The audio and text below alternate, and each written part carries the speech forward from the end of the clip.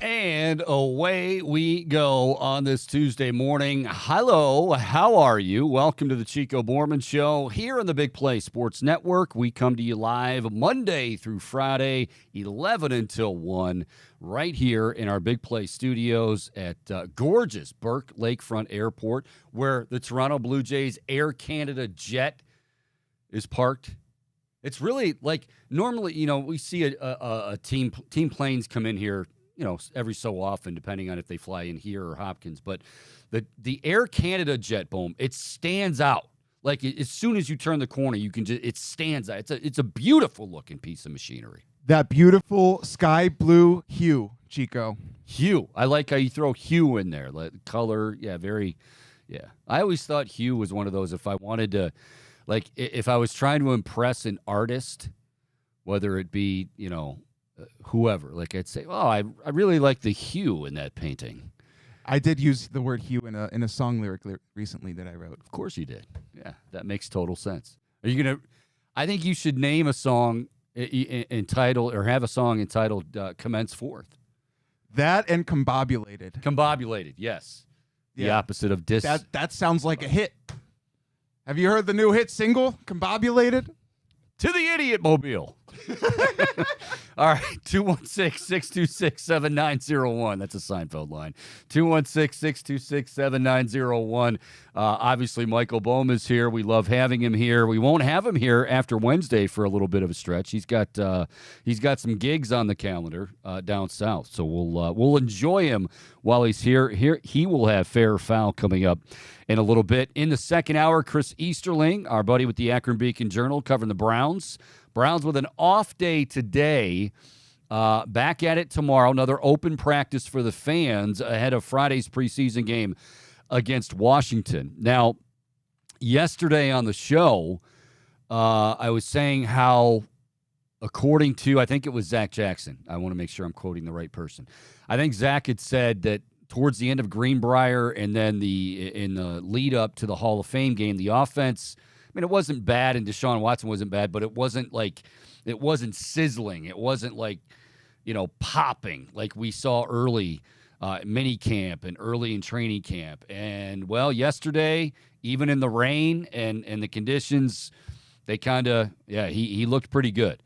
Now, there were drop passes. Even Amari Cooper, I think, dropped a couple.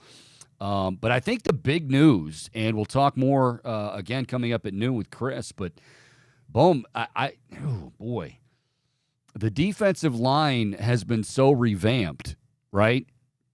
And one of the staples, one of the things that we absolutely know about Jim Schwartz and his style, if you will, I mean, other than spread wide nine and, all that sort of thing, whatever. But he likes depth up front. Now, I guess any coach would like depth up front because you can, rotate guys and fresh guys and keep guys healthy, but Schwartz definitely does. That's now in jeopardy. And, I'm starting to think that Shelby Harris goes from being a luxury to maybe a necessity.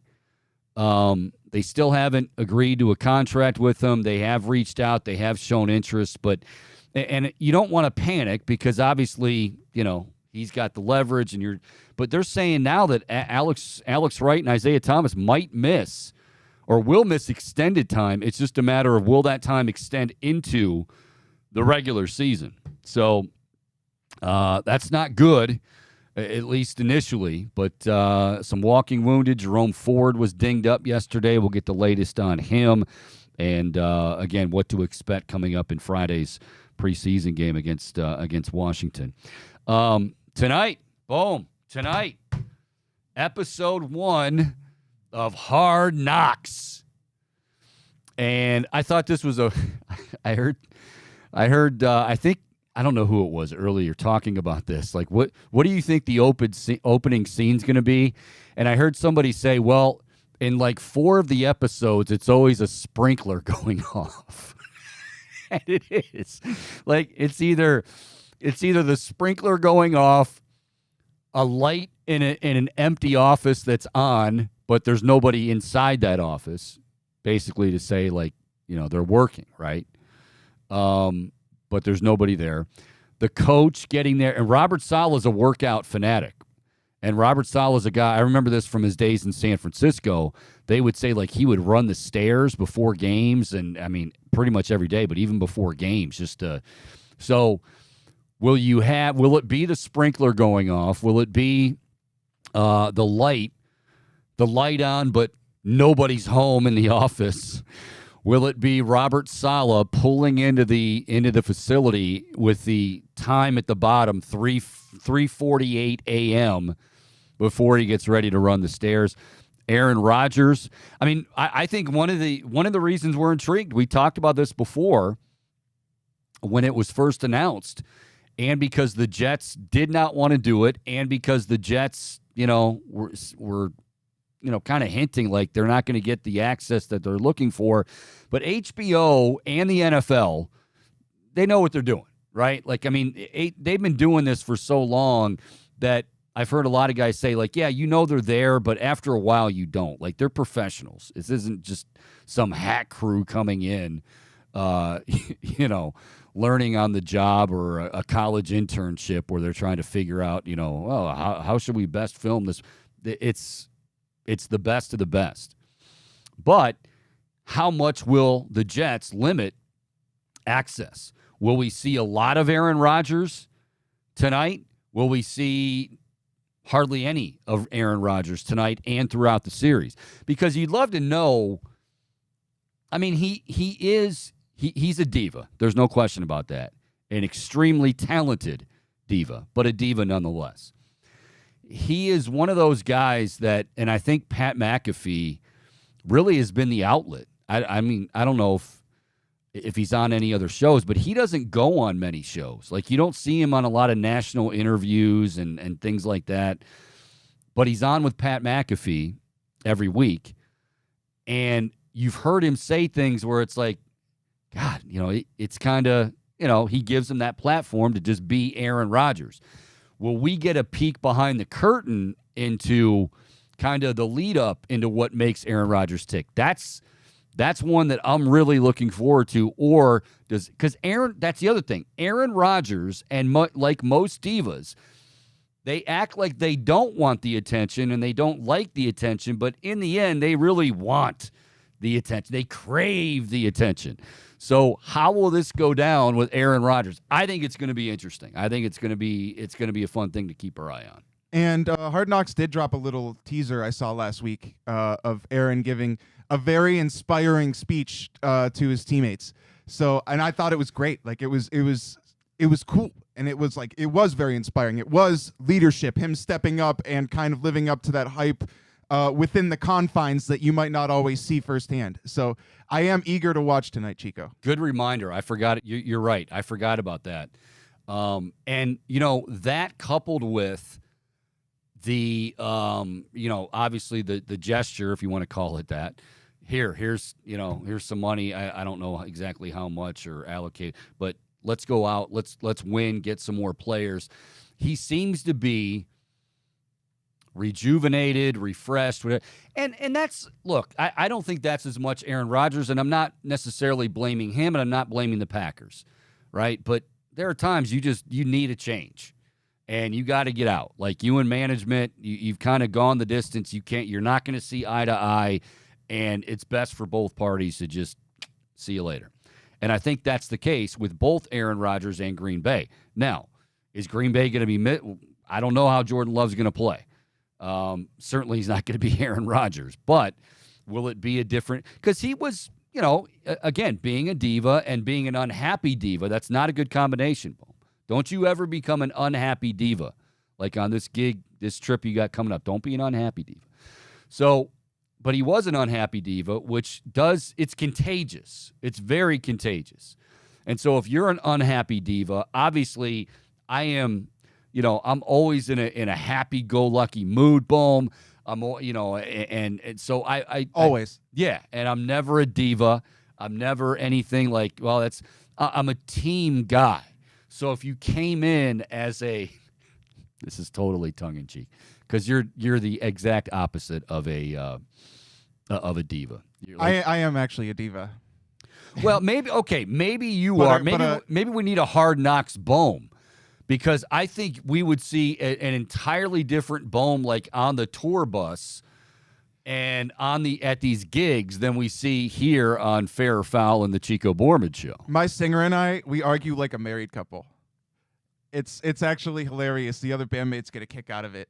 But like we just see things so differently, like on a lot of philosophical standpoints of just how to handle various life situations. You know, he's the aggressive New Yorker type. I'll tell you what, I've noticed this lately, Bohm. If you can somehow, some way, sneak in a New York accent, you will not let that opportunity slip by. I mean, you absolutely will take full advantage of doing a New York accent. It's rubbed off on me from playing in a New York band for so long, just being around it all the time, and I enjoy the accent. It's like part of the vacational experience. Okay, so that basically what that tells me, Bohm, is that you give me a lot of wiggle room. Because I mean, we definitely disagree on stuff. I think we've got more, I wouldn't say heated, but more spirited. I love that word during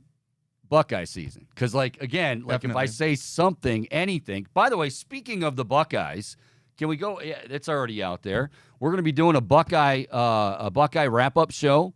And I believe it's going to be, before I speak out of turn, because you're going to be with Bobby Carpenter and Anthony Schlegel. Yeah. Two great linebackers. Yeah, so we were taping some stuff Sunday night. Just, like give everything a test run and everything. And it was awesome. Just hearing them go back and forth and share their insight from in the locker rooms, working with these coaches. Love it. It's the kind of storytelling that like ties into like what's happening right now with Ohio State. That's just it's perfect Ohio State podcasting content. And Chico. both those guys, and we're going to have them here on Big Play. So I don't know if we figured out a time, but it will be like a wrap up. It'll be on Sundays following. It's gonna air Monday mornings. Monday mornings. Okay.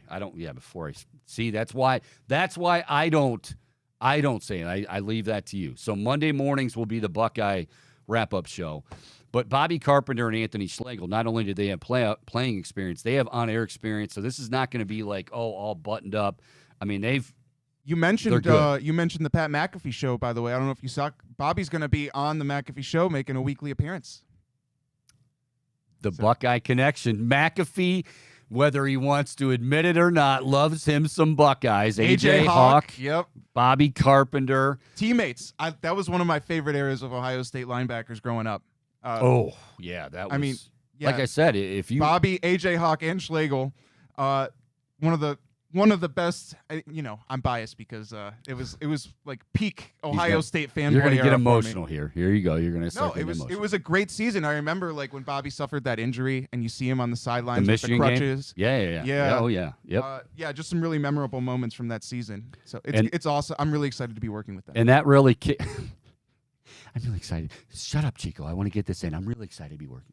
I did fanboy a little bit over them. It's like, I graduated from Ohio State, and I grew up watching you guys. Yeah, all just to be called Boner by Bobby. And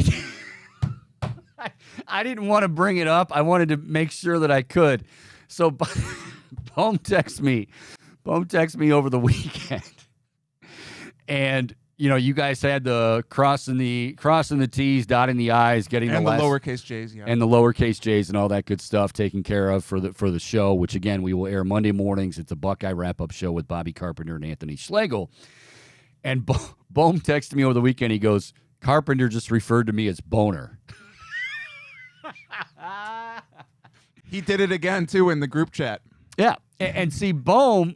The thing about that's great is some people, first of all, there was a character on Growing Pains. Mike Seaver, what's his real name from Growing Pains? Kirk Cameron.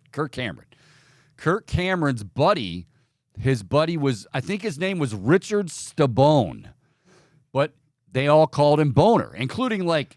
and Mrs. Seaver, Cameron's, mom and dad on the set. So they called him Boner. So when you said that, I'm like, that's just great. But the thing I love about it, Bohm, is much like everything else, you just kind of embraced it. Like some people might go, hey, look, I know it's you Carpenter and you Schlegel, but the name is not Boner. It's Bohm. So now that might stick. They might call you. We might have to now change fair or foul with Michael Bohm to fair or foul with Boner. We might have to do that. Well, I have Bernie calls Not me Bones. with A, but let me not with A, but with Bohm, aka Boner. Before I get somebody going, oh, what'd you say there, Chico? You're gonna listen with half an ear. You're gonna be doing fair or foul with the what? And I'm pretty sure when he, my response to whatever he said with calling me Boner was damn straight. Oh, yeah. You were like, that's okay. Bobby, you can call me whatever you'd like. I was a big fan of yours back in the day. I cried when you were on those crutches on the sideline. I knew how bad you wanted to play.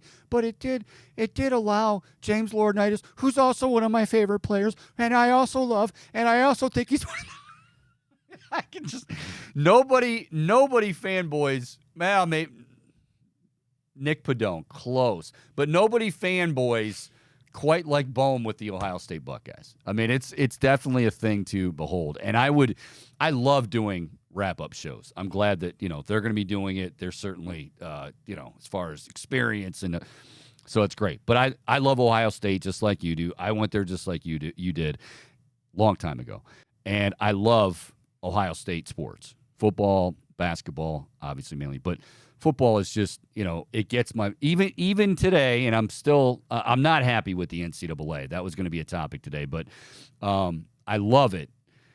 But I used to there were nights where I'd be on with you. Now, mind you, we would be on, you'd have a non-conference game, right? Boom, who are you texting? No one right now. I'm just making sure I'm all good for fair. All right. So, there would be nights that we would be on. Let's say we went on at midnight because Ohio State would always be a primetime game. And let's say it was against Rutgers and they won 58-0. And I'd say something like, well, CJ looked okay. What do you mean he looked okay? He looked better than okay, Chico. He was outstanding. Boom, you're not even paying attention. Put the damn phone down. You were texting somebody. No, I wasn't. Actually, I was scrolling through. Give me your phone. Okay. I'm just kidding. I don't want to see your phone. Yeah. So he would get so spirited. And then honestly, it's not that I got under his skin. I did, but he would then get under my skin and I would eventually blow it. I'd be sitting there because it'd be midnight, on a Saturday evening, Sunday morning. And I'm like, boom. Would you quit being a Buckeye homer? I'm just pointing out the good and the bad. It's not all going to be great.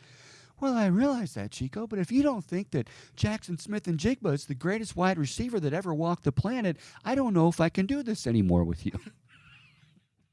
I'm taking a stand. Oh, God. All right, so that's a long way of saying we've got a Buckeye show, wrap-up show Monday mornings here on Big Play during the college football season that will be all about the Buckeyes, and it'll be all about former Buckeyes hosting Bobby Carpenter and Anthony Schlegel, Schlegs, as they call him. Now, see, I remember playing Stratomatic back in the day. Bobby Carpenter's dad, Rob, was a fullback with the Giants back in the day. Played for Parcells. Not easy. But yeah. Robbie Carpenter? No, he wasn't. That's what I was going to say. He was not. He was just if I look at his Stratomatic card, it just says Rob Carpenter, and that's what he was known as. Bobby, obviously, I'm sure named Robert, whatever, but Bobby is So it all ties in. That just means I'm old, but that's okay. He's got the lineage, Chico.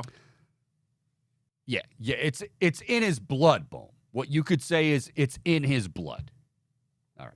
216-626-7901. Also on Twitter, tweet at the show at Chico Show CLE. You can also find us not only on Twitter, but on YouTube. Hang on a second, Bohm. Hang on a second. Just calm down. 1 second. Also find us on YouTube. Type in the Chico Bormann Show, and if you're subscribing, great. Continue to watch us. If you're not, hit that subscribe button. And boom, we now have, thanks to Dangerous Dave McAllister, We have a lot of people have said to me, is there an app, just a quick, I can go to my phone and access just the audio portion of the show to listen, which, obviously would love to do that. It took a little while to get going and get things, situated. The crew here has been amazing. We now are available. The Chico Bormann Show is available on Spotify. Am I right?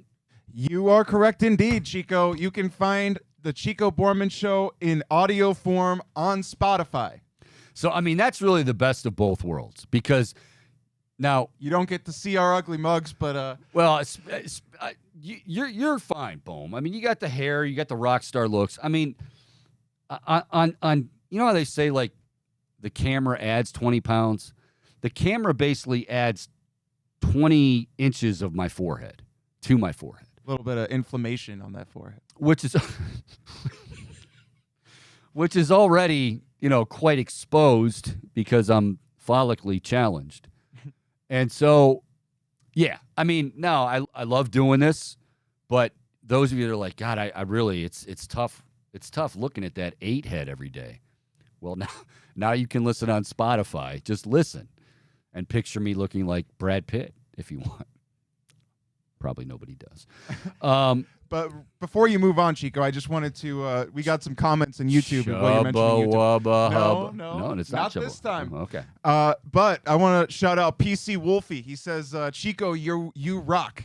So glad you're here. And then, yeah, he said that he called you the best in Cleveland. So high praise from PC Wolfie. And then his check is in the mail.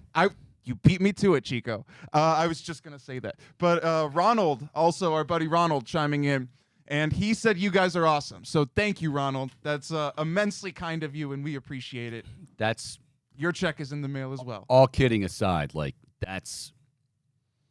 I remember the first show I did here.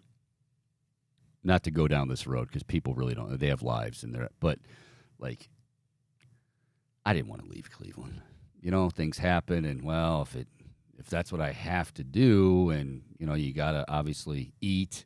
Although I really did a nice dance trying to eat over previous years. But bottom line is, I was like, I don't know, is this going to come together? And then all of a sudden, and I'm a believer in a dude upstairs. I'll just say that everything happens for a reason, and then this all of a sudden comes out of nowhere, and I love it. But those people, without the Ronalds, without the what was his first? PC Wolfie? PC Wolfie. I had a buddy of mine in high school. His name was Dan Wolf. We called him Wolfie. His family owned a convenience store, Wolfie's Carryout. It's where we would get our beer sodas before we were 21. O'Doul's? Yes. You ever get drunk off O'Doul's? No. I didn't really mess around with O'Doul's. I didn't really see the point. You can't. Can you get drunk off of O'Doul's? Doesn't it have like a very, very tiny percentage of alcohol? What are you drinking 4 cases of it? And then you're like, I swear, I think I have a buzz. Bad News Bears. Didn't that happen in Bad News Bears? He was getting drunk off O'Doul's, the manager.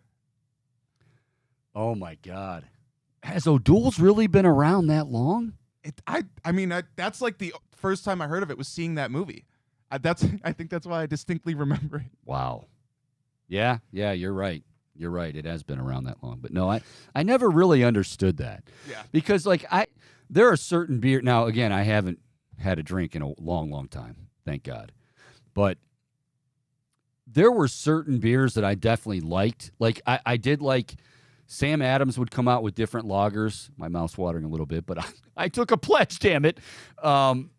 And I would like certain ones. But for the most part, I don't think anybody's like, I just love that taste of beer. You know what I mean? So, and Not me. Right. And so if you're going to, now, not everybody, this is coming from an alcoholic, but I was always like, what's the point if you're not going to, now, some people know how to handle it and, limit, but yeah, the O'Doul's thing, I don't care, sober, drunk, I'll never understand that. Like, what? It kind of reeks of desperation, like if that's your only option, or maybe it's like an excuse because you can convince yourself that it's not like drinking, but even though it is. Well, part of me has always been like, okay, if you really want to drink, I don't know why you're drinking that. If you really have an out-and-out taste for beer, and this isn't like, I'm not talking like high-end beers, it's just beer, right?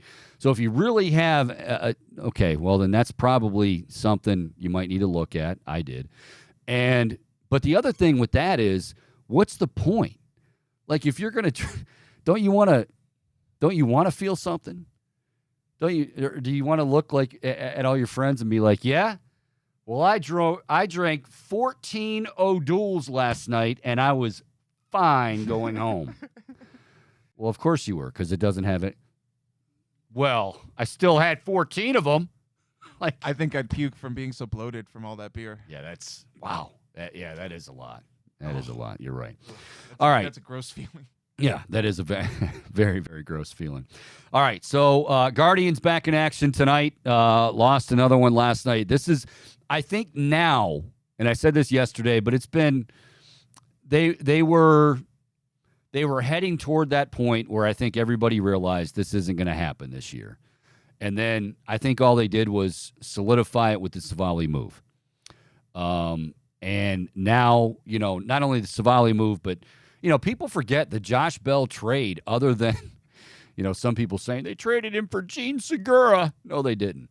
They got out of that contract, which was huge, but it also opened up. Like, Hosey now can play third. He can DH. He DHs. Brian Rocchio can play third.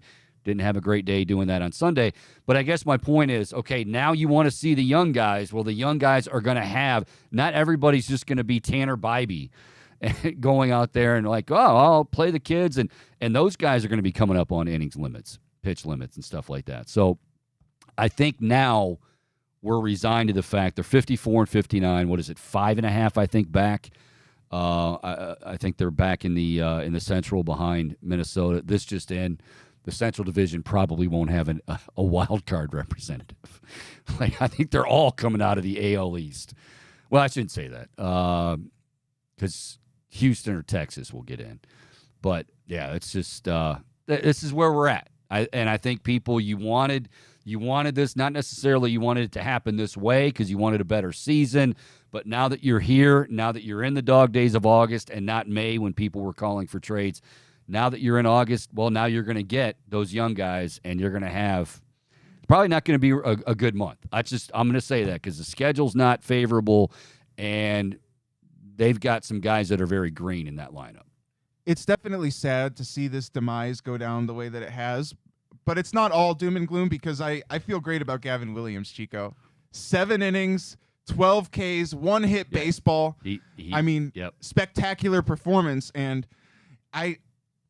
Obviously, I'm frustrated. Good lineup too. Yeah, and I'm obviously frustrated about the bats, and like this has plagued them with not being able to get run support for so many great Shane Bieber outings, and now we're seeing it with Gavin Williams. The torch is being passed. It's of annoying. Another sad tradition. Yeah, it's annoying. But I do feel really encouraged in that regard because I feel like the way Williams has pitched, and you talked about it too. You hinted at it with Bybee and all those guys. I think you got to feel good about Logan Allen as well as he continues to grow in his pitching role. But Gavin looks like he's going to come out as an ace next season. Granted, barring Tristan's health, but Gavin looks like an ace. Like, he looks like he's going to be that dude. Well, I think Bybee and Gavin, I said a while ago, remember we had this question, how would you rank the starters? And I think you had Bybee 1, then Williams and Allen, and I was like, well, at the time, like I'll put, but it was more like projecting. Now I'll say this. Since we had that, which was probably about 3 weeks ago, that game Saturday night against Philadelphia I was at Progressive Field, he was dominant. He just, and Gavin Williams has that same makeup. He also has the same repertoire. Like, he can sit pretty high on that gun as far as the fastball. But like Bybee just has he's not phased. And we've said that about a lot of starters over the years because that's kind of, now if we could just channel some of that into the bats and, but it is what it is. But they are back in action tonight against the Toronto Blue Jays. Something we're going to get to coming up in the second hour, we are going to talk to Chris Easterling from the Akron Beacon Journal. Browns are off today. open practice to the fans tomorrow, and then they will be at it Friday night, preseason game number 2, really 1, against the Washington Commanders with their new owner. What do you think Daniel Snyder's doing right now as we speak, Bo? And keep it clean, because we don't know. Taking a bath in money. Good answer.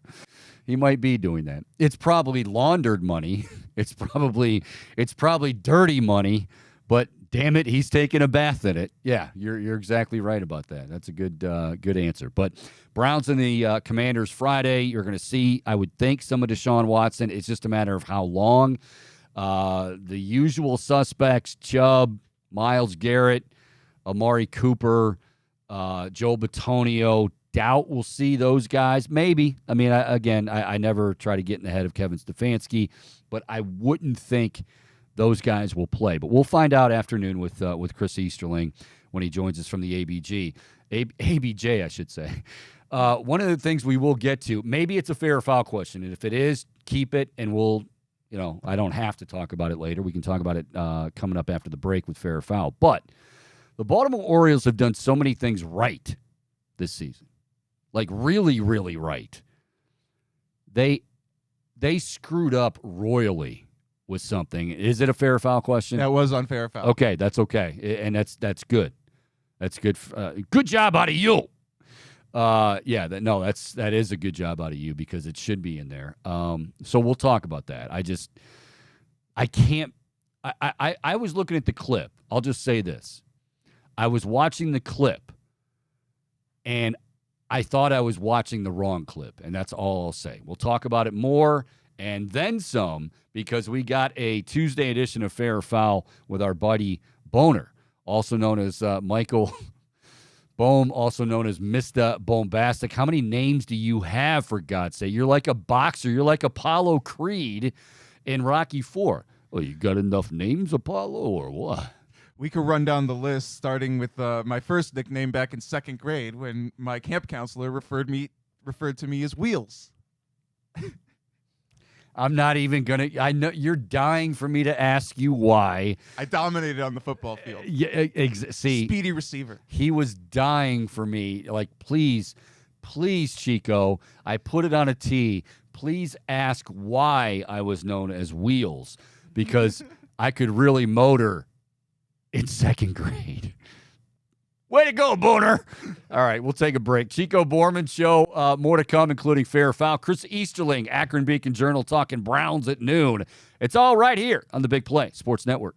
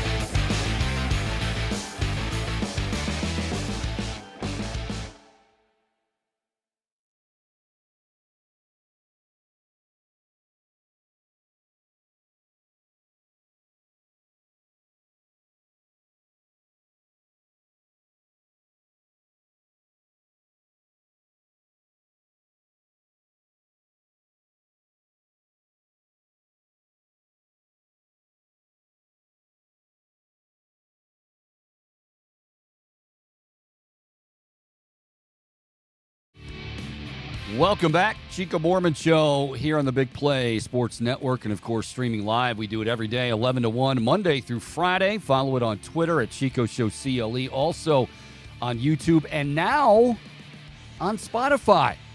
You just want, we've had people say, hey, I just want to listen to the audio only. I'm at work and I can't really navigate through Twitter or YouTube. And is there just an easy app that I can download, listen to the show? Go to Spotify if you don't have it already. Download that and then type in, I believe, just the Chico Bormann Show, and a little app comes up. My bald head's there where I look like Hank Hill, kind of like exactly like that logo that's on the screen. What a coincidence. And then download it, and you can listen every day, 11 to 1. All right, it is time, before we get to Chris Easterling of the Akron Beacon Journal at noon, talk a little Browns. Time right now for a little fair or foul with my man Michael Bohn. Well, Chico, you hinted at it, so why don't we just lead off right there with the Baltimore Orioles. So they suspended their announcer, their pregame commenter, Kevin Brown, for some comments. Do you want me to play the clip? Please. Yeah, actually, I'm glad you have it. Yeah, please do. Okay, stand by. All right. Got to turn my volume up. This has been maybe the toughest ballpark to play in, but the Orioles have a chance to do something special today. They've already clinched at least a split in the series, winning 2 of the first 3, and they could pick up a series win behind Tyler Wells today. It's been a minute. The Orioles split a 2-gamer with the Rays in June. They had lost their last 15 series here at Tropicana Field. You have to go back to when our now colleague Brad Brock picked up the win in the series finale, June 25th, 2017. The last time the Orioles won a series here at St. Pete. Already got 3-2 at the Trop this year after winning 3 of 18 the previous 3 years combined. It is a stark difference, Ben, and it is not a bad Rays team. It's not like all of a sudden the Rays became slouches in the American League East. They've led this division every day, but now 2, and the Orioles once again. Oh, my God. I mean, the laundry list of F-bombs in that is just awful, Bohm. Yeah, terrible. So I didn't hear anything wrong there, and he wound up getting suspended. I envisioned some sort of exec just sitting there, like, in shock. Like, is he saying all this stuff? Like, really, dude? It's just reality. First of all, when they said Kevin Brown, I thought it was the old pitcher Kevin Brown, who had just a nasty, nasty split finger. But this guy, like I said, I said before the break, Bohm, I watched that clip 3 times, like over and over again. And I'm like, I don't get it. I mean, like everyone else, I'm sure you're looking for a slip of the tongue. You're looking for dropping a bomb, or you're looking for him to get personal with somebody that he shouldn't get. He said, hey, they haven't won a series since 2017. Yeah, that stinks. Your club has stunk for a while. The good news is, and again, everything's turning up roses for Baltimore, and I've said this, I love it. I love the fact that they decided to keep Brandon Hyde, and, he didn't have to be the sacrificial lamb, as we see a lot in baseball and other sports, but when you tank and, 3-4 years and you're just the basement and you're not winning and you're out of it by the end of May, a lot of times it's like, thanks for your service, now we're going to get a real manager because we're good. They kept Brandon Hyde. Good for Baltimore. But Peter Angelos, what are you doing? This is the owner, right? Like, what exactly are you doing? It makes him, and I would imagine, like, Baltimore fans, I'm sure Baltimore fans are upset with him too. Peter Angelos, that is. Kevin Brown did nothing wrong, said nothing wrong. Play just the first part of that. I'll signal you when to, if you can bring it up. I'm sorry, buddy. Kind of put you on the spot there again. Make sure the volume's up. Playing, but the Orioles have a chance to do something special today. They've already clinched at least a split in the series, winning 2 of the first 3, and they could pick up a series win behind Tyler Wells today.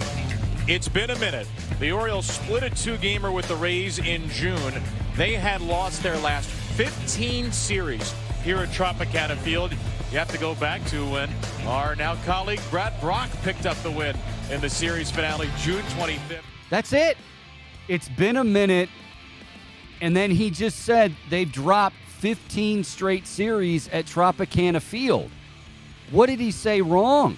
This is so weak. Peter Angelos, honestly, needs to not only apologize, but tell Kevin Brown that he wants to make a donation in his name to the charity of his choice.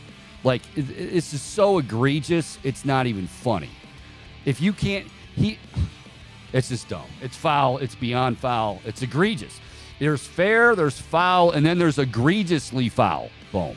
We're going egregiously foul with this one. Peter Angelos, pinhead. Yeah, Chico. I'm glad that we could bring that to light. Yeah, because Chico. It's just, I mean, we work in the media. You see that, it's just unfair. I can empathize with the guy. It's been a minute. Was that, by the way, that's a phrase that I don't think was around 20 years ago. But like, No. Everybody says it now. Was that what he was? I don't know. Like, what really upset? Yeah, there's a graphic. You're playing Tampa. Roles have reversed. You're in first place. But man, wouldn't you love to get this done? Something you haven't done since 2017 with our partner Brad Brock when he was on the team. Like, what did he say? Yeah, I mean, those were some eye-opening and sad statistics in terms of, like, if you're an Orioles fan. But that's he didn't like, even say it like that. Like, Right, he didn't right. even present. He just said, wow, it has been, and it has. Yeah, it's surprising to see that. What an absolute moron Peter Angelos is. Yeah. Seriously, my God. Yeah. All right. All right, We're done. let's move on to something a little less negative. Controversial. Yeah. Yes. So I saw a 2023 NFL uniform wardrobe power ranking list, Chico. Always up. You know me. I loved a different hue with a certain color of uniforms. I could talk about it all day. I'm being A sarcastic. juxtaposition of hues. Not Chico. really my thing, but go ahead. And I That's don't all mean Jackson. All right, so right. Jackson's here, baby. I just want to read like the top of the list for you, Chico. Starting first off, the Chargers, which I like. Second, 49ers. Third, Bengals. Then Cowboys, Buccaneers. At 6, you've got Browns. And then 7, you have the Steelers. So I think it's interesting because the Bengals and Browns are really similar in a lot of ways. The main difference being brown and black. But fair or foul, Chico, Browns have the 6th best wardrobe in the NFL. I have no freaking idea, Boom. I like the Browns uniforms, okay? I was definitely not a fan when they tried the whole like Cleveland and, you know, stuff down the side and you know, orange is oranger but I love our colors. I love the simplicity of it. I will say this. Who is number 1? Chargers. I feel like, correct me if I'm wrong, I feel like powder blue always went. It's just such a cool looking cut. The Houston Oilers, I think the Houston Oilers back in the day with the Derrick or whatever it is and the light blue, powder blue helmet, it's I think the best uniform of all time. Just aesthetically pleasing from that standpoint. So powder blue always seems to like resonate with people. Yeah, it does. I love the 49ers ones too as well. I'm a big fan of that red and gold, but Now these aren't real quick. Just to be clear, these are not the alternate uniforms that they're going to be doing. These are just your regular uniform. I guess it takes into consideration all of them. Okay. Now the last thing I'll say at 32nd is the Washington Commanders, which I agree with. I think that's fair. But anyway, I digress on that regard. So I saw an interesting little tidbit out of Browns camp yesterday. It looks like they're using Elijah Moore out of the backfield a lot, Chico. We saw that in mandatory minicamp. Yeah. He was lined up everywhere. Yeah, and I love that versatility in his game. Mm-hmm. A rich man's Demetric Felton. But with that being said, fair or foul, Chico? I don't know is that a compliment? I don't know if to Elijah Moore, yeah. like Demetric Felton might not make the team. I know. I mean, he's got moves. I'm not because saying he's a poor man's Elijah Moore. better say. All right, go ahead. You don't hear it the inverse way very often. Sentence structure, words mean everything, Bohm. We're in the words business. They mean everything, Boner. Come on. Go ahead. With that said, Chico, fair or foul? Elijah Moore gets more plays out of the Browns' backfield this season than the second or third string running backs. Foul. I'm not saying like he's on the field more, but he actually gets the ball more, like more targets. Well, okay, no, that's an entirely different question. Are you saying he's targeted? No, he's going to get more targets than Jerome Ford. But if you're telling me that he's going to be in the backfield for more snaps than Jerome Ford, I'm saying foul. I see with your little sneaky. See, that's another one you were making up on the fly, yeah. And then you realize you're like, wait a minute, you're not fooling me, Bone. You're not Boner. You are not. That was a boner. You're not fooling me, Boner.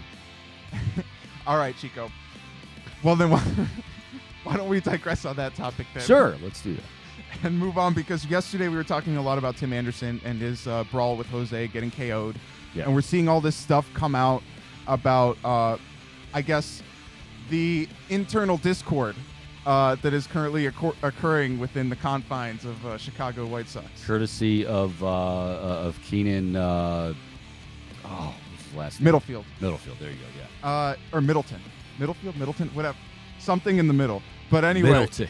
Something in the middle. So a reporter, White Sox reporter Shane Riordan, I don't know how to pronounce that last name, Riordan, but he was reporting on a story that he shared from right before the All-Star break, where Yasmani Grandal. Yeah, I saw this one too. Yeah, so he wasn't in the lineup before the All-Star break, and so he just thought he'd leave early. He wanted to, and apparently he made that sentiment very clear within the White Sox locker room. And so Tim Anderson, basically, according to this story, said, screw him. He doesn't want to be here. I'll pay for his flight. And so Grandal walked over to Tim Anderson while he's in the tub and slapped him right across the face. I didn't hear that he slapped him. Yes. So juicy. Go ahead.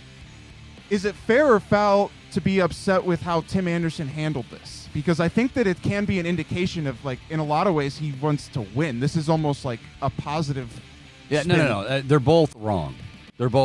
Like, Tim Anderson didn't need to take it to that extent, because Tim Anderson, here's the thing. If you are a leader and you're a guy that everybody, looks to, then yes, you saying that is part of you being a leader. But Tim Anderson is not.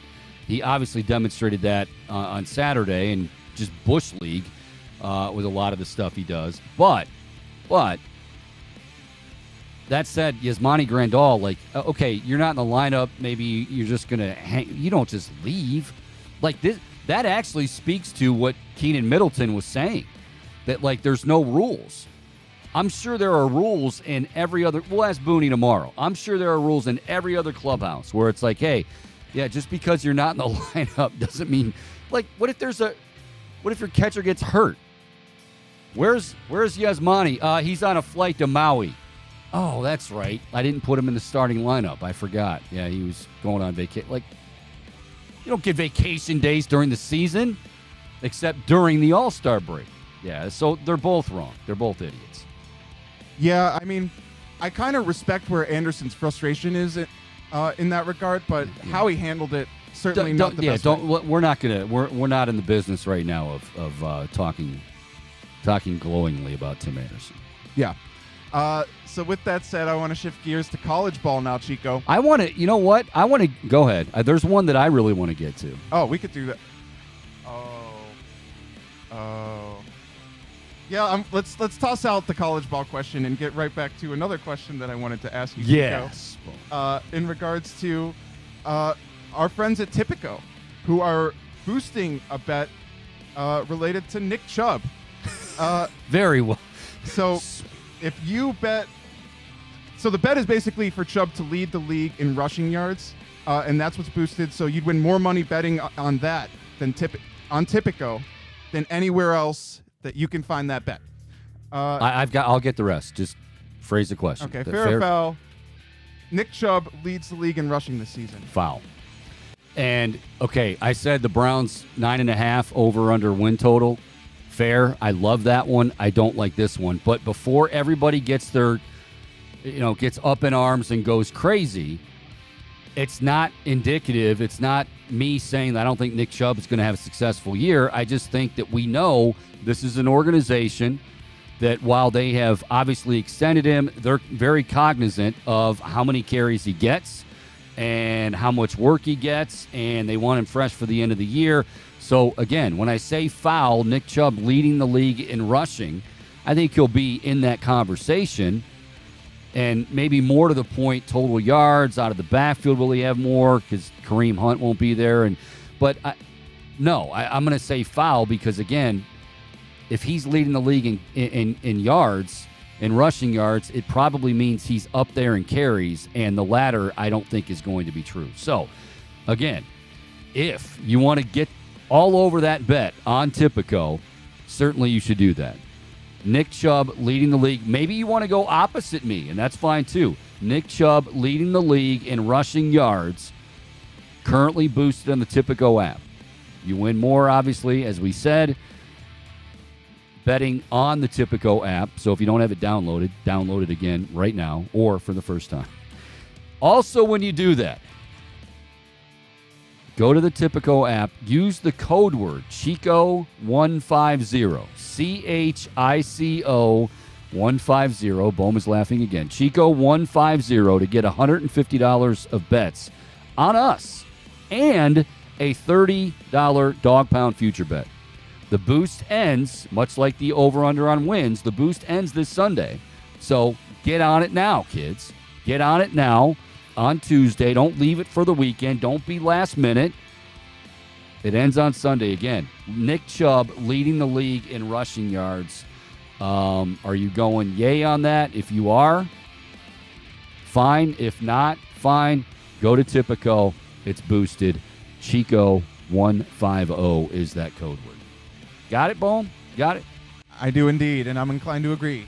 Do you want to throw the college football one out real quick, or because we're waiting? We'll get to. We'll save it for a rainy day. We'll save it for a rainy day. It's a little bit egregious, in my opinion. You broke out that word earlier. I think it's an egregious take. So we'll save it for a rainy day. Thank you, Bohm. I'll tell you what. He's on the line right now.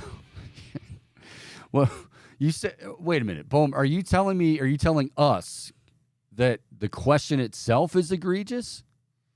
It's not so much a question as I guess kind of a ranking. Oh gosh, it's a college football. Let me guess.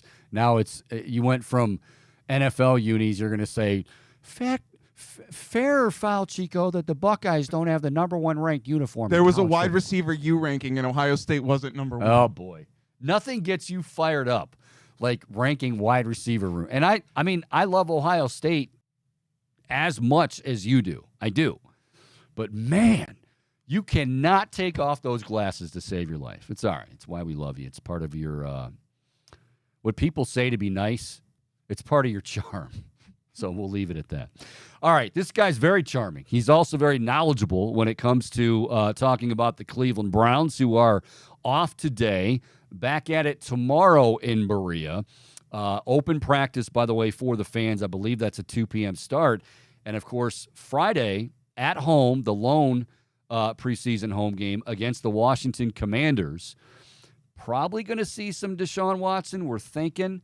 And this really feels more like preseason game number one following that Hall of Fame game. He's Chris Easterling joining us from the Akron Beacon Journal here on the Chico Bormann Show. Chris, it is great to have you.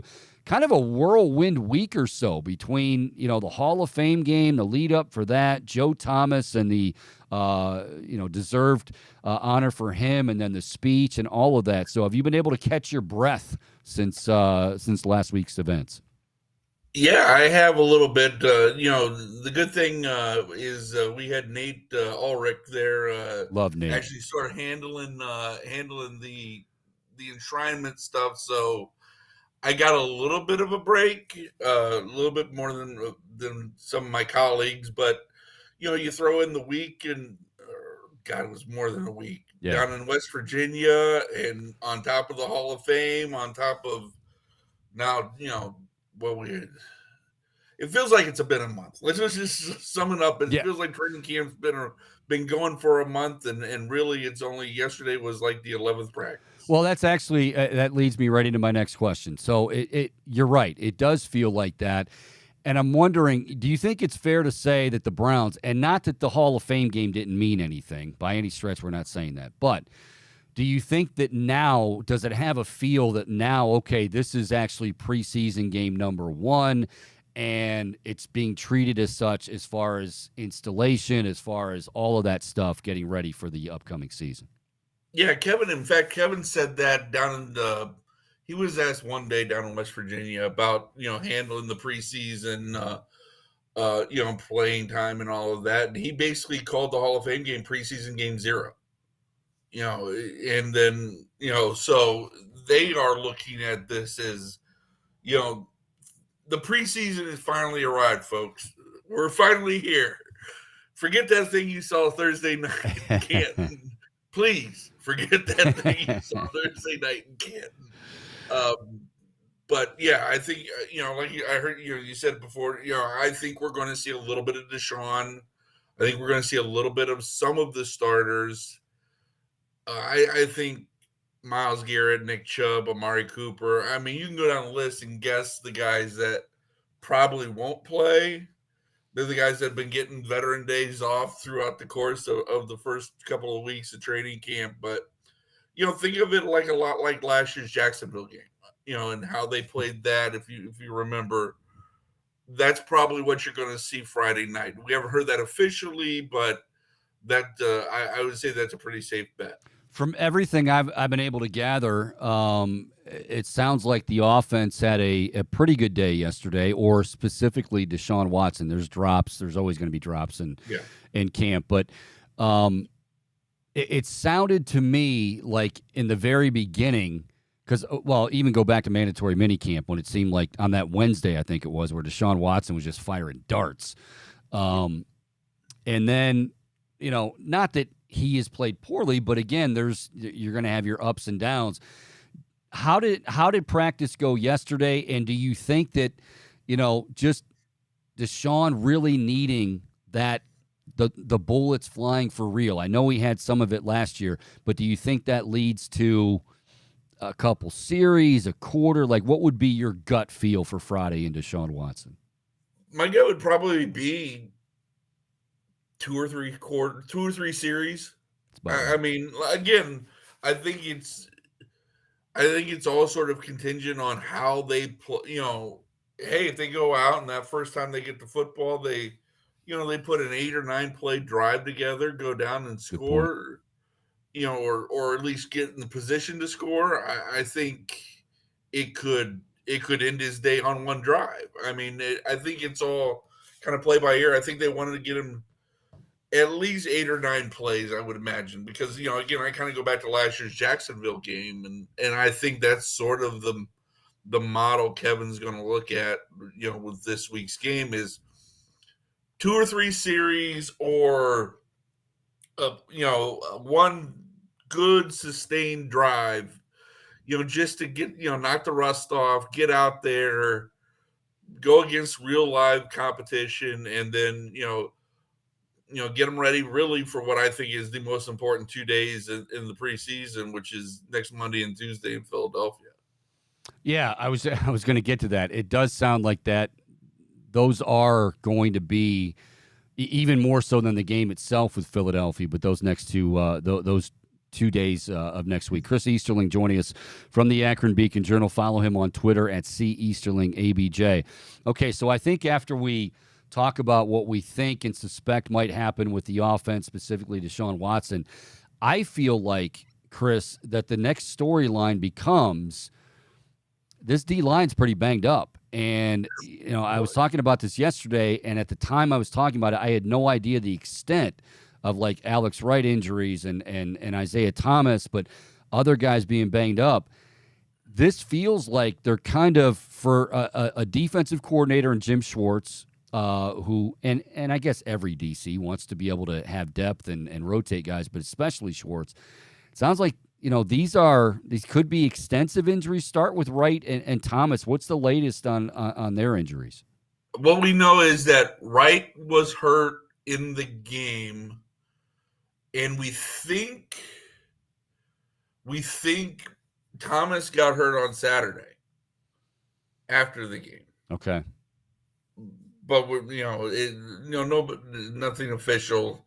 But what we do know is, regardless, both of them have the injuries and both of them are out for a substantial period of time. I mean, Kevin hinted at, this will carry probably. This sounds like maybe it's into the regular carry season. So, so now you look around and you thought, you came into camp thinking, okay, they need to add maybe a defensive tackle. Well, now you look and you go, do they need another defensive end? Because let's look, Miles and Z, I wouldn't bet see the field this preseason. I mean, save for those practices in Philadelphia. Yep. You have Obo, you have Isaiah McGuire, you have Sam Kamara. I mean, they're gonna need bodies. Not to interrupt you, but not even so much looking at week one, which is again paramount, but even just getting through training camp. Like and every team I guess goes through this, but is it to that point now where they need bodies? I would not be surprised if they added another one between now and Friday. Maybe not, now and Philly. Mm-hmm. I mean, because again, you're playing that Philly game basically like you played that Hall of Fame game. It's, you're not playing anybody. Probably you're gonna really bubble wrap guys like Obo and I guess McGuire will play because he's a rookie, and you need to see as much as possible out of him. But how much do you risk? Somebody because now Isaiah McGuire becomes a guy that's going to have to play some if you want to look at needing going too deep at each end spot, because with Wright and Thomas out, I mean, there goes two guys that were going to be there, because I thought they'd keep 5 ends, and 2 of them are now hurt. Let me think. I want to make sure I had my. No, I think I had 6 ends, and them keeping 6 ends, well, on like a middle of the summer roster projection. So there goes 2. I mean, so you at least need 1 more, and it's just, I mean, they're going to need bodies. Okay, and I just don't know where they get them. Let me ask you this, because a couple of weeks ago, and again, you're right. I mean, that's on the DN. I still think even up in the middle, as far as the interior. Yeah, absolutely. I agree with that also, because I thought that was a need coming into camp as another defensive tackle. So what's the latest on Shelby Harris? Last we knew a couple weeks ago, I know he visited and things went well. It seemed like it was like maybe imminent, and then nothing. Where do we know anything at all? Have not heard anything, any updates since. And I wonder if maybe the last couple of days, because here's the thing also, yesterday didn't help him. You got Jerome Ford now with a hamstring. We don't know the extent of it beyond he hobbled off, and Drew Forbes was carted off, and Drew Forbes was in position. He was kind of battling for one of those backup. You could almost make him a swing guy because he's played tackle before, but he was more an interior guy. So, I'm almost expecting coming into camp tomorrow morning, maybe multiple moves, but exactly who they are, they worked out a bunch of guys. I think it was right before they left for the Greenbrier, or maybe it was right. I apologize. The days have run together. Days have run together in camp, but they worked out a bunch of guys, young guys, and I think they're they're probably cross-checking their list and seeing where do we need the bodies right now, and where can we kind of get away with it for now. But again, I think they want to be somewhat stocked. Yeah. Coming out of this week, because again, I can't overstate enough just how important those 2 practices in Philadelphia are going to be, Because a year ago, those practices against the Eagles were sort of the canary in the coal mine, saying, hey, this team isn't quite what we thought they were, especially on the defensive front. Okay, so let's continue on the defensive front, because something that I found interesting, I think by now a lot of people did, and it's been talked about since then.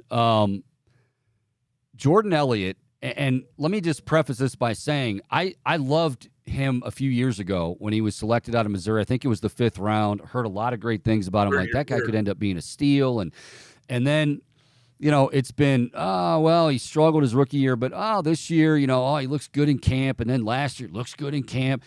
And then the Hall of Fame game, he played into the second quarter, if I'm not mistaken. So he played 12 snaps.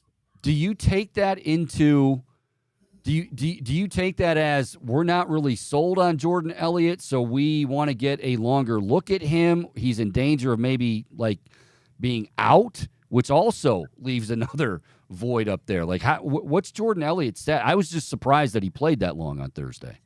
Look, it's a little of column A. I think they do want to get more of a look at him, but I also think, it was a numbers thing. I mean, they didn't play outside Dalvin Tomlinson. I'm trying to think, and Tristan Hill was hurt, but they really sort of ran a bunch of guys out there. They didn't really sit many of the non-name, defensive ends, but defensive linemen. But Elliott's been running with the ones all camp. When they're in their base package, just Tomlinson and Elliott inside. So I think a lot of it is they do want to see more of him, because they do need to make a decision on him, because he's up after this year. But at the same time, there's just the numbers are such that they couldn't really sit a lot of guys, because they wanted to rotate a lot of guys up front, because Kevin was even asked about it, and he said that that's just some of it's just you need bodies, right? Yeah. Let me let me look at it another way, because I don't think he played particularly well, but I'm also not, you mentioned him being with the ones.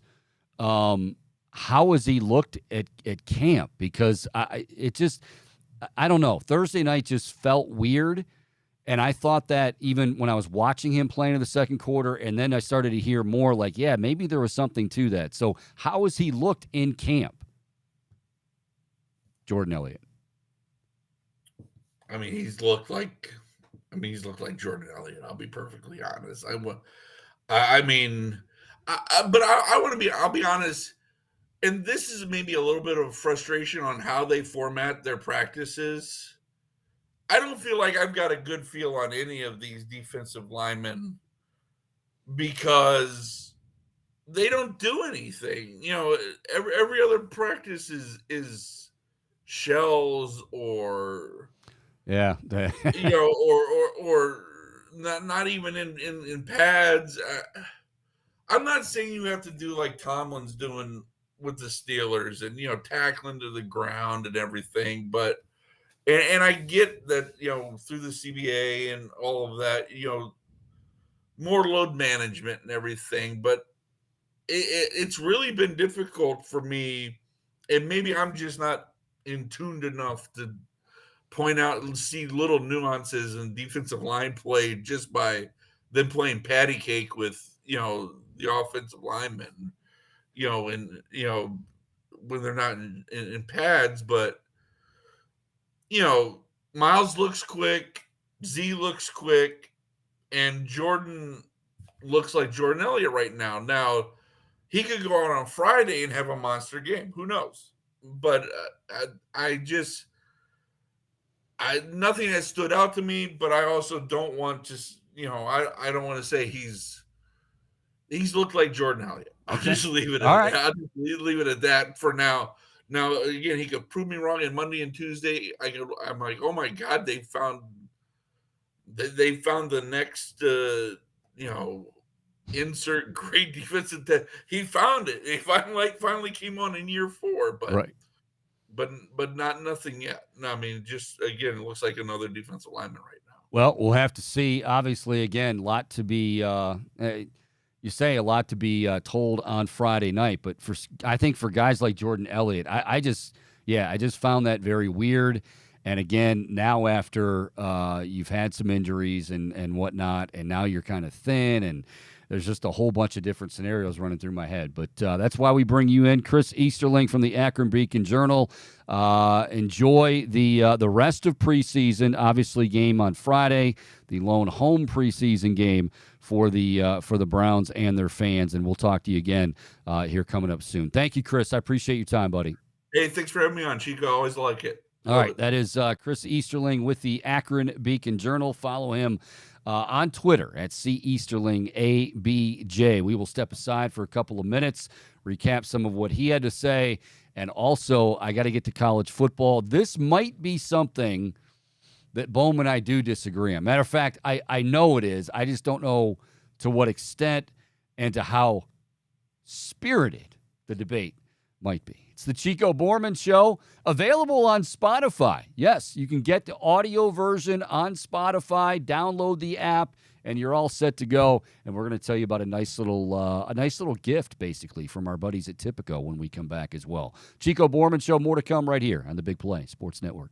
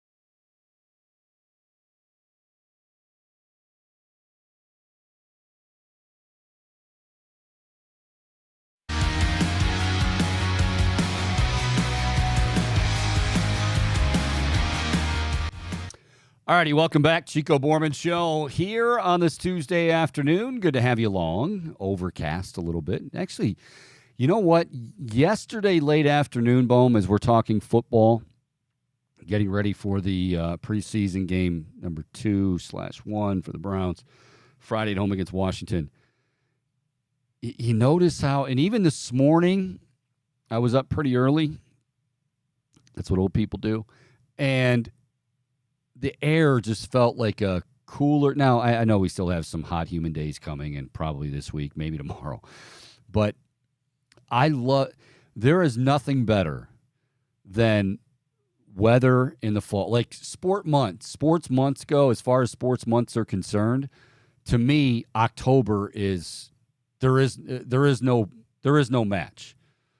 There's good sports months, there's great sports months, there's okay sports month, but like October for me, you're into the NFL, you're into Major League, or you're into college football, and you're into the basically the home stretch and the playoffs of Major League Baseball. Like I'm beyond geeked. Would you like? What's your favorite? Do you have a favorite month? I guess. Do you have a favorite month? And do you base that month on sports? I mean, other than your birthday, obviously. I don't want to hear because I girls like to do. Girl I know is like, it's my birthday month. All this month. Good. Are you expecting like gifts every day, or it's my birthday month? So what is your favorite month of the year, Bo? Yeah, well, I'm the opposite of your friend, because I would skip my birthday if I could, but whatever. That's besides the point. Yeah. Yeah. That You're is a tough young. one. What are you talking about?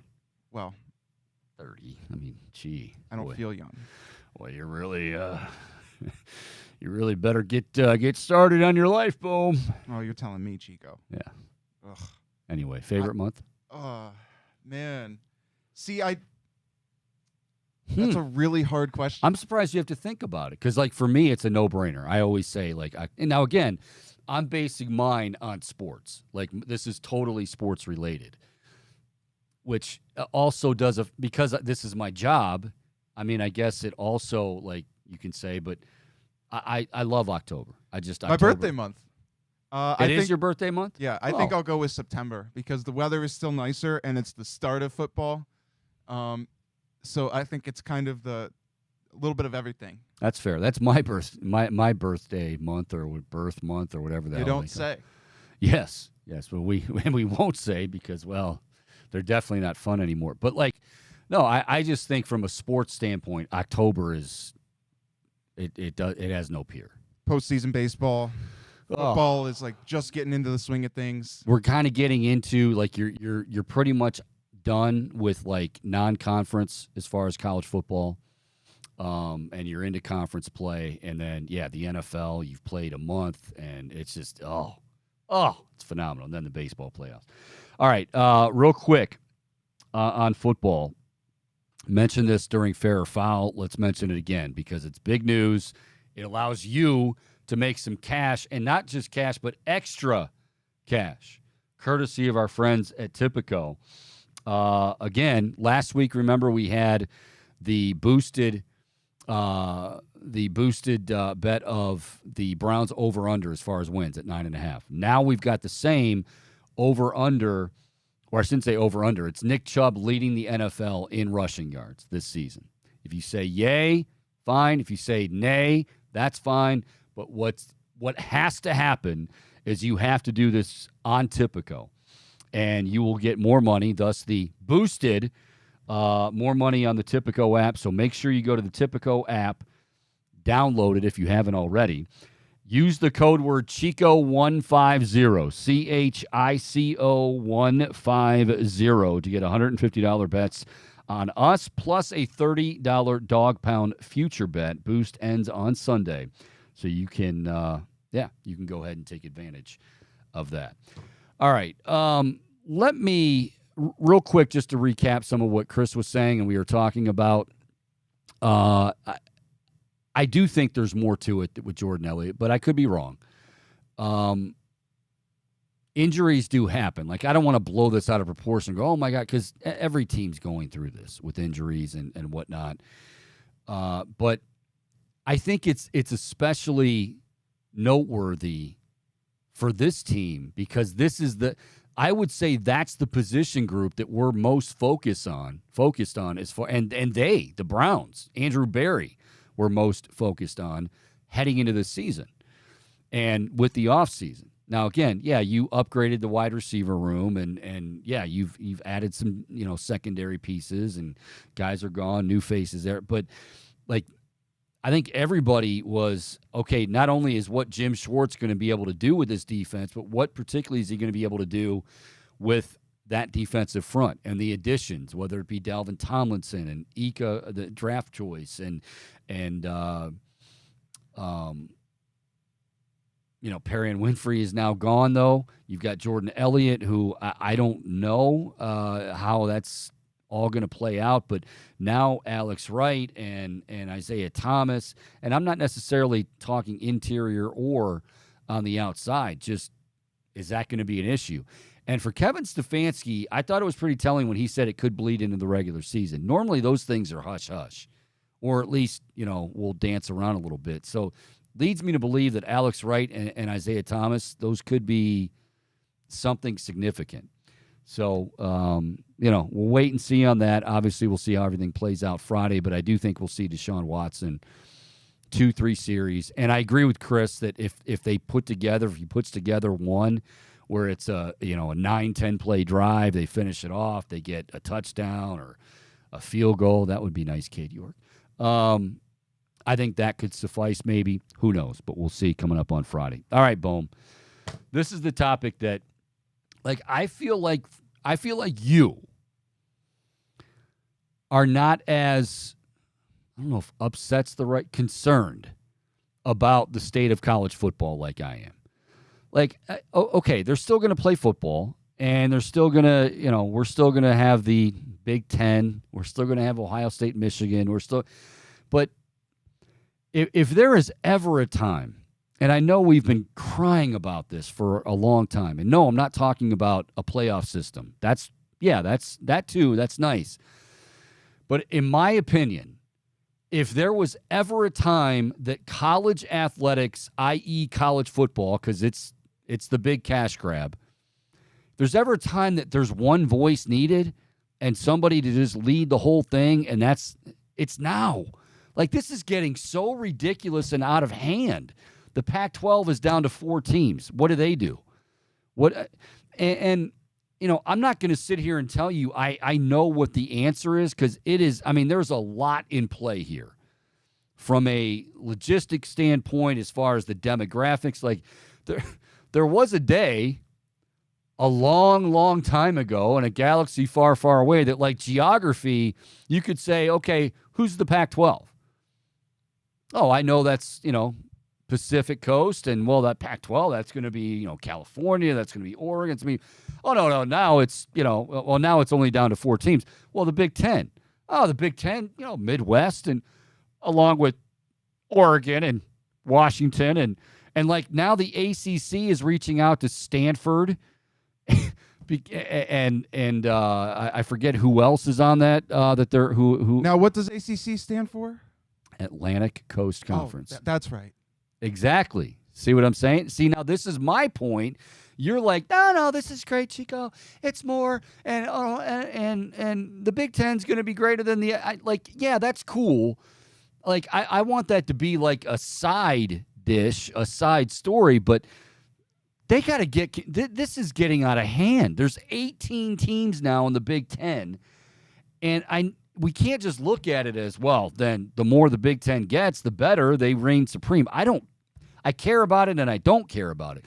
College football needs one voice to say, okay, and that one voice schedules, it's out of the hands of ADs, it's out of and just maybe have somebody just for college football, and maybe just for, or a scheduling for college football and college basketball. Because really, and I know this is the part that doesn't get talked about, but it needs to get talked about, because now it's gotten ridiculous. You're telling a volleyball player, you're telling a baseball player, you're telling a soccer player, swimmer or diver, okay, hurry up with your schoolwork. We got a plane to catch. We got to go out to Oregon. I mean, like, come on. And no one is or should be hiding behind a facade of, oh, no, they're student athletes, and this isn't big. This is big billion with a big B dollar business, okay? College football, college sports, to a lesser degree, college basketball. But, like, this is now, and with NIL, and I'm not against paying the players. If anything, I'm for it. But, like, again, when we started to do this, you heard guys like Jay Billis, you heard guys like Pat Forty and others say, it's not a bad idea, but I think we need to probably have some, some ground rules and just an outline of what we want to do instead of just going full bore, 0 to 60. All right, NIL's in place. This is exactly now where we're at. And without one voice, I don't know who that would be. Maybe that's a better question. Who would be a great, let's nominate a candidate for the head of college football. But it needs one if in the worst way right now, as bad as it's ever been. This is not good.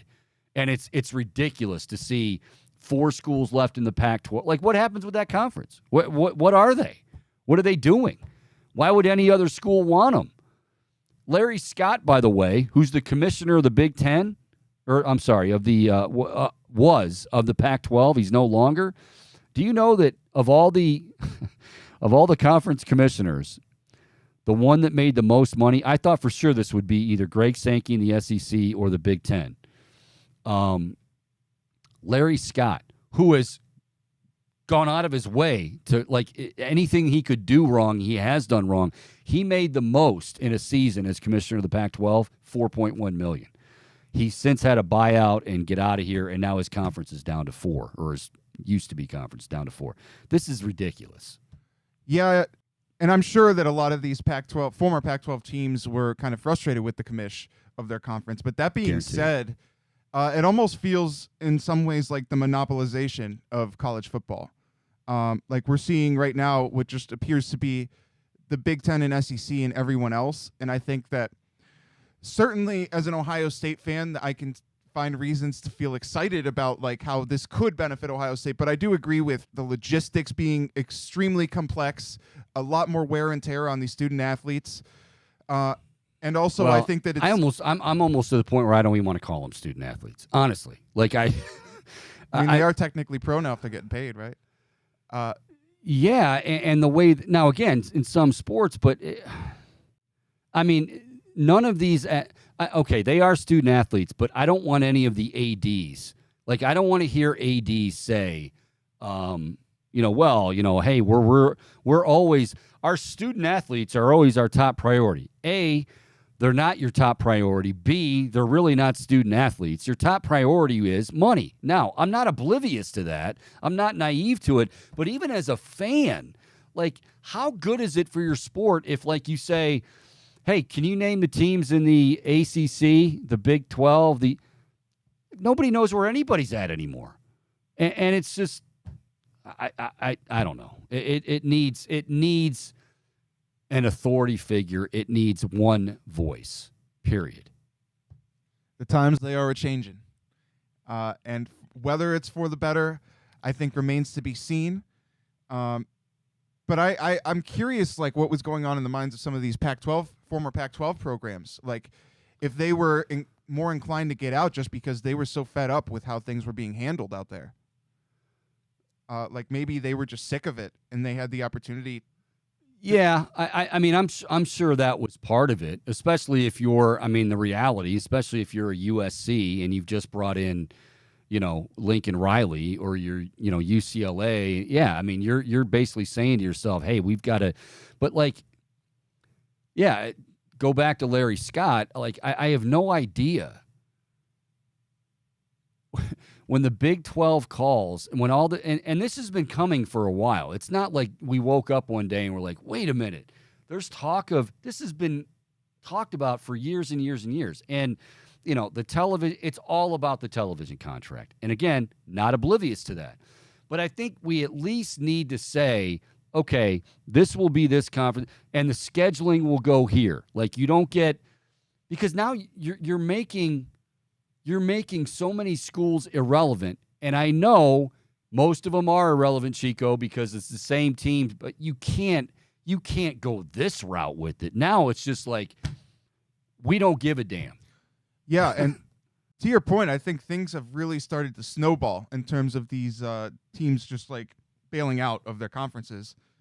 I was reading a report, I forget where I saw this, about Lincoln Riley being upset because he didn't plan to make the jump to the Big Ten with Oregon and Washington. He just thought it was going to be USC and UCLA, and he was looking forward to that recruiting benefit because he'd been missing out on some guys on the West Coast to those programs, and so this could have given him a perceived edge. So now he's a little frustrated with things, and I'm wondering if that's going to have any sort of domino effect. Well, I mean, to answer your question, no, it won't. But do I think that that's real? And those, yeah, absolutely. He's feeling that way, but I don't know what he could do. Like, obviously, it was a cash grab. You left. You're making more money, and yeah, the competition is better. But you shouldn't have to. I mean, what is the Big Ten going to do right now? They did away with divisions. 18 teams. How do you not have divisions with 18 teams? I mean, it's insane.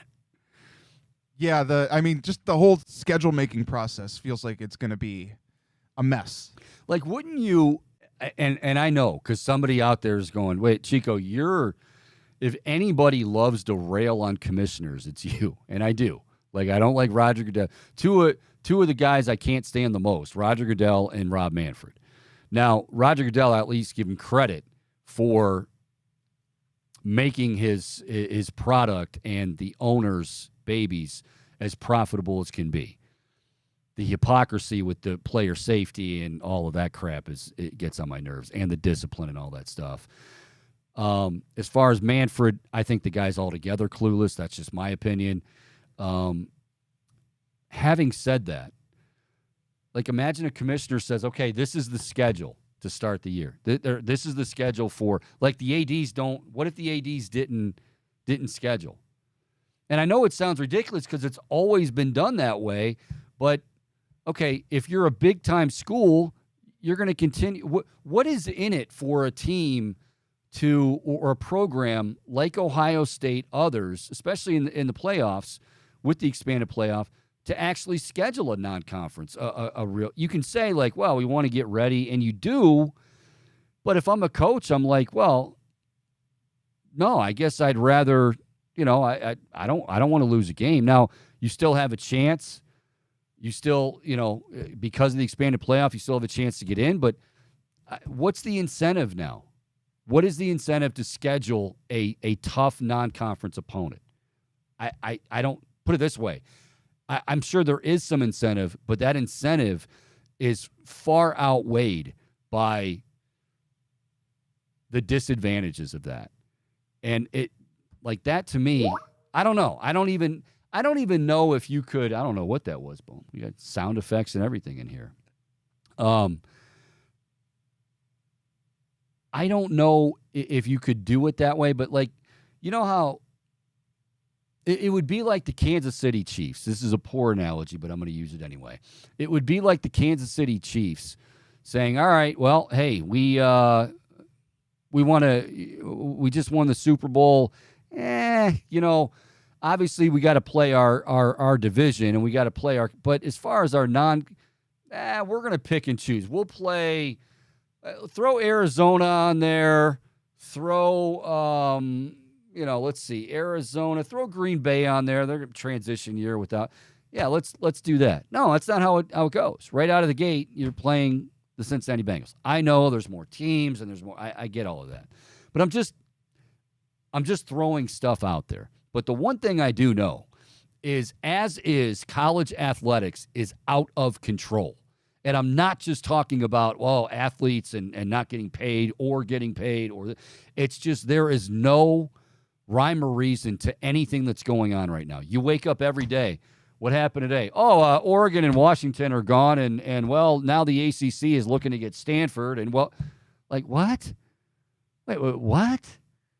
Yeah. I mean, Stanford and Cal. I mean, I know when you think Atlantic Coast, you think of the fog over the Golden Gate Bridge. That's exactly what I think of, Bohm. You don't see. This is where you and I differ, because I think you just look at it as, do we reign supreme over the SEC? I mean, that's cool when it comes to, like, maybe when it used to be like bowl games. Yeah, I wanted to kick their ass too, and I was tired of hearing Paul Feinbaums of the world. But this isn't the way to do it. Well, we got more teams than you do, so. It's interesting because, yeah, I think that is a big part of it, right? You want to overtake the SEC, and they're adding some powerhouse programs into the mix. But it almost feels like the conference is being a little bit diluted. Do you think they want to? I don't think they want to overtake the SEC. I think it's just, it's right now, it's all, and it is truly all about money. I mean, yeah, you're looking around and saying, you're copying because, well, if the SEC is going to grab Texas and Oklahoma, well, then we need to go. But I don't think it's overtaking and if that is it, that's pathetic. I think there's a little bit of a competition aspect to it. Like, you don't want to see them continue to grow and you just stand pat. Well, I mean, yeah, that's what I say. Like, if they make moves like they've made, then you're going to make moves to counter. But I don't think at the end of the day, put it this way, if it is a top priority, why? Like, I don't understand. Like, why is it just, because if it's at the expense of, not making any sense from a geographical standpoint, not making any sense from just a logistical standpoint. I mean, all of these sports. That's why I say, I don't know. I don't have all the answers, not even close. But I do know that, like, football and basketball, football especially, but football and basketball should be on a whole different level, and then the rest of the sports. Now what's funny, Bo? Now what? I was just thinking maybe we could ask Allen Iverson to help us resolve all of this. He has the answers. Thanks, Bo. I didn't want to say it, but you called me out, so. Well, I mean, when you're laughing, when you're almost spitting out water, but that's why Bohm almost spit out his water, ladies and gentlemen. He was thinking of when I said Let's get Allen on this. I don't have the answer for what is ailing college football and college athletics, but that's what makes Bohm spit out his water. Is I know, Allen Iverson, AI, he's got the answer.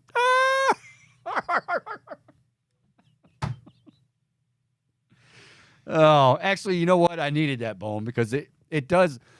I'm working up a lather, not only because it's super hot in here, but also because this is. And I love college sports. I love college football. You know that. I don't have to defend myself in that. College basketball. I mean, I'm probably more of a junkie than anything. Like, I'll watch it, I love college, the college experience. Okay, I know, like, Chico, you got to change with the times. Totally get that. Okay, and I'm glad we're changing to some degree. But it doesn't mean it should just be the wild, wild west. And that's what college sports has been and now is completely out of control. And the only solution I take it for what it's worth, it's coming from me, is to have one voice. If you want to split it, like you have one person for college football, one person for college basketball, fine. They do both, I guess, fine. But you got to get some sort of some semblance of routine, of order, just order. That's the word I'm looking for. Some semblance of order within the college sports landscape, the college football landscape, the college basketball landscape. Because now it's trickling down to the other sports, like I said, where, so you got a fencing match coming up. Yeah, actually, I'm going to have to get take that test early because we got to fly out to Washington. What? It's stupid. I mean, it makes zero other than, and it's all about, but at what point do you say, okay, we got to get somebody in here? It's gotten a little bit ridiculous. Yeah, and I'm done now. Go ahead. I have to wonder, Chico, if maybe this sort of complexities and frustrations that some of these other sports might encounter from all these new logistics that are thrown into the mix. I'm wondering if maybe, because we've seen before, like certain schools, not all of their programs will be in the same conference. So maybe they'll like break off and do something more independent.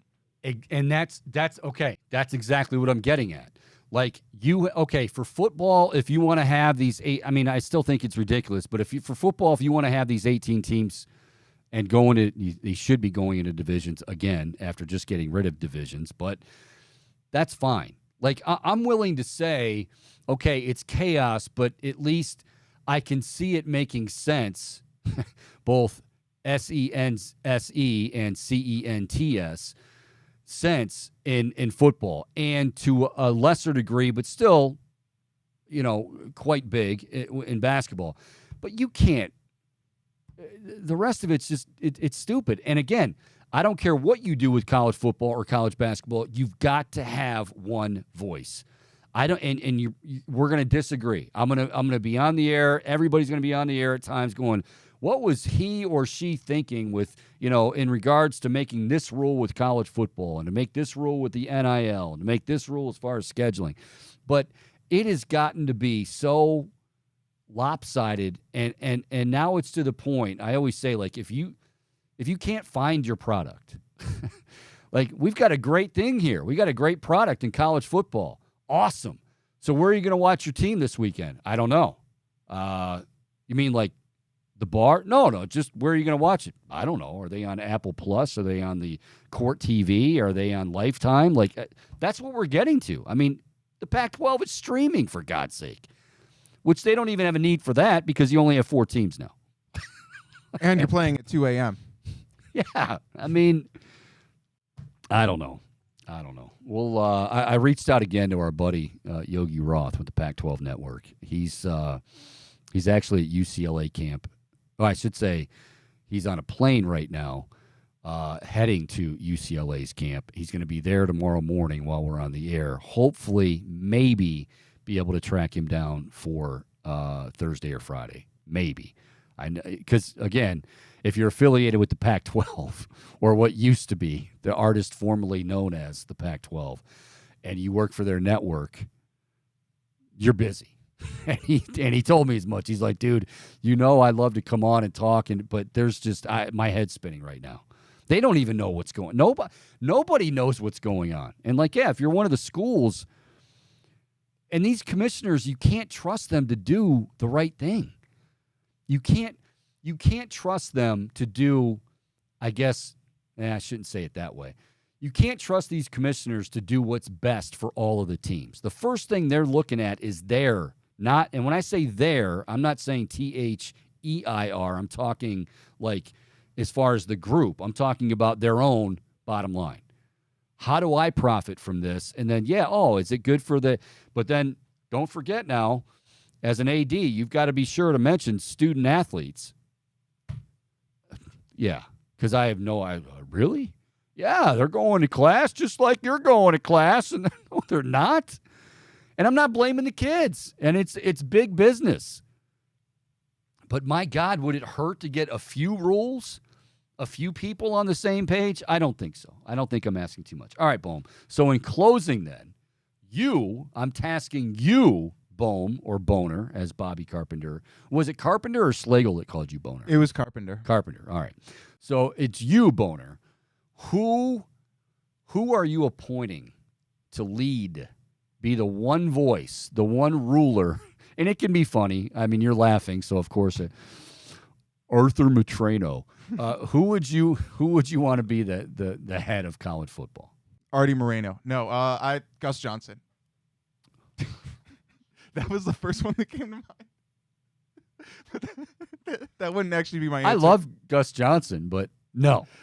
I mean, I think I like Herbie. That's a guy whose lead I would follow. No.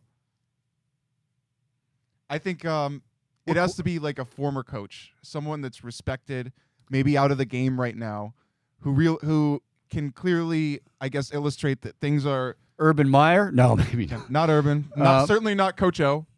Now, did I tell you? I told you about the game day sign I saw with Coach O, right? My favorite game day sign ever. All right. It's a guy's holding up a picture, right? It's Coach O screaming, and it says captioned below it, garbage disposal noises. That's your favorite sign.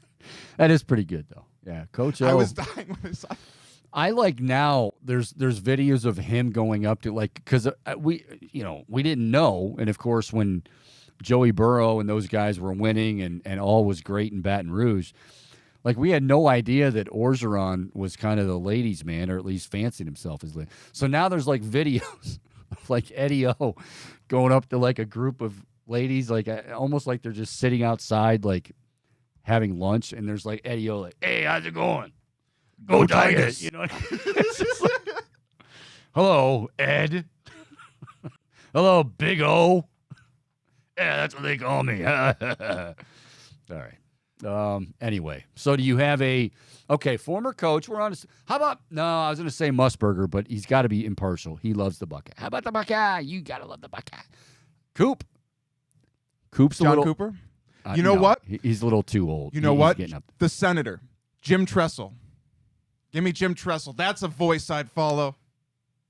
I think he would have some great ideas. He's been in positions of leadership, both obviously football and just academic. As far maybe as he would just State. get YSU in the Big Ten. Now, no. Now the problem is it's got to be something like optics. Even though I think he was treated unfairly, he did wrong. But when you look at the grand scheme of things and the infractions today versus the tattoos, it just seems, I mean, they made him out to be like some mobster or something ridiculous, but the optics wouldn't work there. I'm trying to think of like, you know what? Joel Klatt. That's a reasonable voice. Let's put, and because. Let's put Gus underneath him. Well, you're really campaigning for Gus. I like Gus, the announcer. Go ahead. Give me the Denzel Award. You're having barbecue and you didn't invite me? Hurt my feelings. See, that's what makes Gus Gus. It's the whole, Denzel Ward just lays into a guy, puts him on his ass, and then Gus Johnson, the bar. But at the very end, hurt my feelings. Or when like Jackson Smith and Jigba, the more syllables you have, the better it is for Gus. Because like he can start saying your name at like your own 40-yard line if you see. And Jackson Smith and Jigba would have, Jackson Smith and Jigba, Buckeye, score. Very rhythmic. Yeah, it's a halting. It's almost like a Frank Costanza on steroids type thing. Yeah, it's super spontaneous. Halting. And like random and almost a little bit out there, and he's so excited when he delivers it. But not commissioner, okay, but Joel Klatt, I think, reasonable. Joel Klatt, I'm trying to think. I think Louis Riddick, another one that like has. That's another thing that crossed my mind is like, what if you get an NFL voice in this? Because at the end of the day, all these players just want to go to the NFL, and so that's.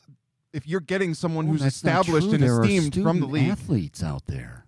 Okay, but this primarily comes down to football players and football teams, because that's what's like driving this whole shift in college sports. Okay. So getting a former NFLer in there, a guy who maybe like a current Hall of Famer or something, that would be a guy that all these players would certainly look up to. That would be a guy that I think a lot of coaches around the league would look up to. Because they did it at the highest level, and maybe if they're well-spoken, it's someone they can get behind. We've got to workshop this. I mean, I all I know is they desperately need one voice in college sports, certainly college football and college basketball, but we're going to workshop this. I just had a thought. I had another name pop into my head, and it was fleeting because it left me. Could Joe Thomas do the job? I think Joe would be excellent. I think so too. Because I think Joe, obviously he's a smart guy. Obviously he's played at all the levels. But I think Joe, while Joe is a very nice guy and kind of, your guy's guy and just you can hang out and he's down to earth, I don't think he'd put up with any crap either. Like, and he demonstrated that on draft night. Like, I love that line. I'm not going to be part of your little TV show. I'm not going to the in the green room, going fishing with my father-in-law and my dad. Like, he won't put up, yeah, I like that. Now, he's got a lot on his people are like, well, why don't you do this? You could do that. You could do this. So we're going to throw that out there for him as well. So, Joe, if you happen to be tuned in, we're going to put that on your plate as well. Next time you have him on, we'll just offer him the gig. Okay. Yeah. Do you accept? You have 1 second to respond. I have the power to do that, I think. All right, that's going to do it for this edition of the Chico Bormann Show. And again, you can now get us on the app. Go to Spotify and type in the Chico Bormann Show, an audio-only app. A lot of you have been saying to me, can't really find it, or if I find it, I can't keep it for very long because there's other stuff going on Twitter or YouTube, and those are you can still stream us there, and that's fine. But for those of you that just kind of want to have, say you have us on at work or used to, have us on at work, whatever, and you want to just have that on, now you can with Spotify. Download the Chico Bormann Show app. We'll have more details on that as they become available, hopefully available on iTunes and Apple Store, all that good stuff as well. All right, so Chris Easterling joined us. Thanks to him from the ABJ. Tomorrow, Booney is going to join us. Now, Boner, did you see his brother last night with the ejection he got? He impersonated someone, didn't he? He impersonated the umpire. Okay. It was very Earl Weaver / Lloyd McClendon. I mean, it was even for Uncle Arnie, who's been thrown out a few times this year. It was really, really a show. So Booney will be curious because he's usually brutally honest about it. And he'll probably say, well, I'm not going to tell you what he'll probably say because I don't know. Yes, Boom. It's also an opportune time to bring up his experiences with umpires because I bet he has some phenomenal stories. Also an opportune time to bring up has he seen much like we saw with Jose Ramirez and Tim Anderson? Yes. He's been a part of. But have you ever seen two guys square off quite like that and then see Tim Anderson just out? You got knocked up. It's Red. By the way, it's Red. Because Red tells Debo, hey, man, my grandma gave me that bite. Can't you, oh, yeah, man, I didn't know that. I'll go back and get your bite. And then he knocks him out. Smoking. You got knocked the bleep out, man. All right, we're out of time. Bohm's sweating profusely. I think he's dehydrated. He's delirious, and that happens. Tomorrow on the show, Brett Boone, former Major League and all-star second baseman. He will join us as he does each and every Wednesday at noon. Until then, hey, keep it right here. Obviously, big play. You got the Reflux show from last night. We've got the Buckeye show coming up during the season on Mondays. We got a lot of stuff cooking here at Big Play, so don't go anywhere. And again, check us out, the Chico Bormann Show, Spotify. Download the app. You're all set to go. Any other housekeeping details? I think we're good. Nick Chubb, over, under, or does he lead the league in rushing? Does he not? Tipico app, code word Chico 150. All kinds of goodies there. For Michael Bohm, all of us are here at Big Play. I'm Mike Chico Bormann. We'll do this all over again tomorrow at 11 a.m. Until then, make it a great Tuesday, everybody. See ya.